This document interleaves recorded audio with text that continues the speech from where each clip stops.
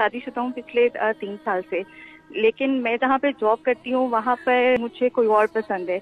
Although मेरे जो husband है उन्होंने किसी किस्म की मुझे कोई तंगी नहीं दी हुई, फाइनेंशियली भी उन्होंने बहुत अच्छा रखा हुआ है। लेकिन क्योंकि दफ्तर में हमारा इतना टाइम साथ में गुजरता है तो मुझे कोई और जो है उनकी तरफ मेरा दिल जो है वो बहुत ज्यादा जो है वो जाता है। तो मुझे ये पूछना था कि कोई इस तरह करके मुझे वजीफा बता दें कि मैं उनका दिल भी ना तोड़ूं अपने खाविंद का, और उनसे मैं अलहदा हो जाऊं और शादी कर लूं उनसे जिसको मैं पसंद करती हूँ। जी मुझे वो अच्छा लग रहा है, इसलिए मैं उसके साथ निकाह करना चाहती हूँ। और करें अंधा एतमाद। जिन इंसानों पर आपकी इज़्ज़त का अल्लाह और उसके रसूल को एतमाद नहीं है, अपनी इज़्ज़त उन लोगों के पास क्यों भेजते हो? उन पर एतमाद क्यों करते हो? जिन रिश्तों पर अल्लाह और उसके रसूल को एतमाद है, उन रिश्तों की क्या सिचुएशन है?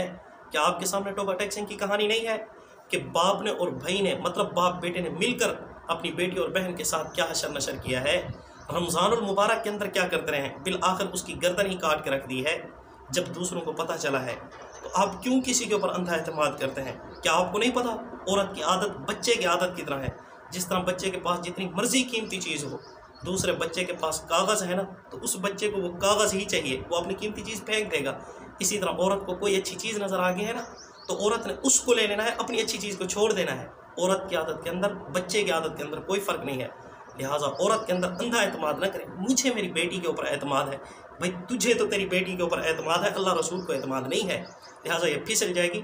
अगर ये फिसल गई तो सबसे पहले गुनहगार मोहतरम आप खुद ही हैं, इसलिए कि आपने अपनी बेटी को ढील दी है। जी आपको एतमाद है, अल्लाह रसूल को एतमाद नहीं है। तो अल्लाह रसूल की बात मानोगे तो बच जाओगे, अल्लाह रसूल की बात को नहीं मानोगे तो फिर ज़लील और ख़ार हो जाओगे।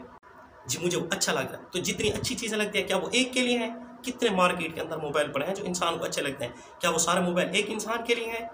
और कितने जूते हैं, कितने कपड़े हैं जो इंसान को अच्छे लगते हैं, लेकिन सब एक इंसान के लिए नहीं है। वो नसीब की बात है कि किस किस के नसीब के अंदर है। जिसके नसीब के अंदर है उसी के लिए है।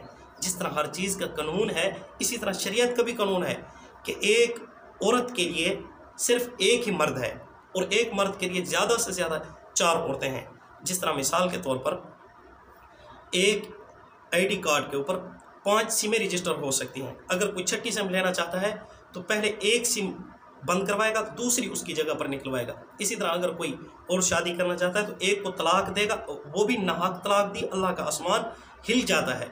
अगर किसी ने तलाक दे दी है या किसी की वैसे ही बेसिकली हैं ही 3 या 2 हैं तो वो 4 शादियों तक कर सकता है। तो अल्लाह उसका रसूल जो इजाज़त देता है उनकी तरफ जब हम नहीं जाएंगे तो फिर यही ज़िल्लत और यही खारी देखनी पड़ेगी। तो औरत को मर्द के मुकाबिल न किया जाए, मर्द के बराबर न ठहराया जाए। औरत को घर की जिम्मेदारियां दी हैं अल्लाह रब्बुल इज़्ज़त ने, तो उसको चाहिए वो घरेलू खातून बने, वो बाजारी खातून न बने। बाजारी खातून की कोई वैल्यू नहीं है। और जो घरेलू खातून है, आपको पता होना चाहिए कि जिस तरह वो बढ़ती जाती है, उसकी एज बढ़ती जाती है, इस तरह उसका मकाम और मर्तबा भी अल्लाह रब्बुल इज़्ज़त बढ़ा देते हैं। पहले औरत सिर्फ बेटी है तो बाप भी उसका कदर करेगा, फिर भाई भी उसकी कदर करेगा, उसकी माँ भी उसकी कदर करेगी।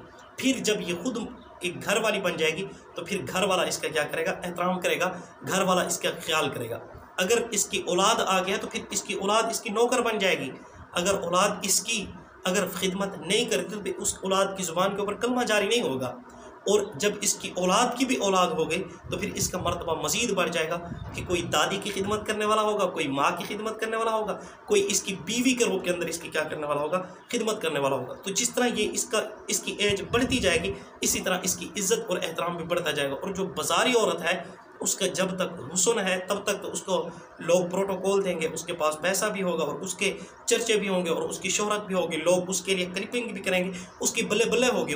लेकिन याद रखना, जैसे ही उसका हुस्न गया, उसकी आवाज़ गई, उसके दांत गए, फिर उससे कोई पूछने वाला ही नहीं होगा कि तू कहाँ पड़ी है।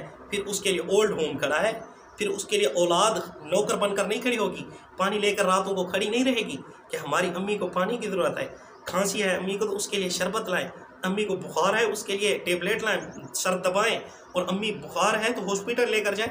इस तरह के फिर खादिम नहीं मिलेंगे औलाद की शक्ल में, घर वाले की शक्ल में, इसी तरह पोतों और पोतों की शक्ल के अंदर इस तरह के फिर नौकर इसको नहीं मिलेंगे। वो जो बाजारी औरत है फिर वो ओल्ड होम के अंदर पड़ी होगी, उसके पास पैसा होगा तो वहाँ पर भी देखभाल की जाएगी, अगर पैसा नहीं होगा तो वहाँ पर भी सिर्फ यही कहा जाएगा कि आराम से ज़्यादा ऊँचा नहीं खांसना, कि साथ वाले को क्या होती है?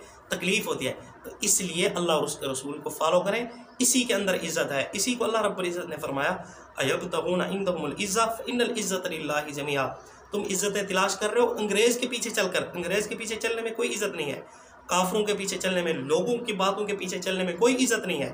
عزت ہے تو اللہ کے لیے ہے، تو جو اللہ اور اس کے رسول کے راستے پر چلتا ہے، جو بھی رسول کے پیچھے چلتا ہے اس کے لیے عزتیں ہیں۔ تو رسول کے پیچھے آ جائے، پھر دیکھیں آپ کو کس طرح دنیا عزت دیتی ہے۔ صرف رشتہ دار عزت نہیں کریں گے، صرف اولاد عزت نہیں کرے گی، پوری دنیا آپ کی عزت کرے گی۔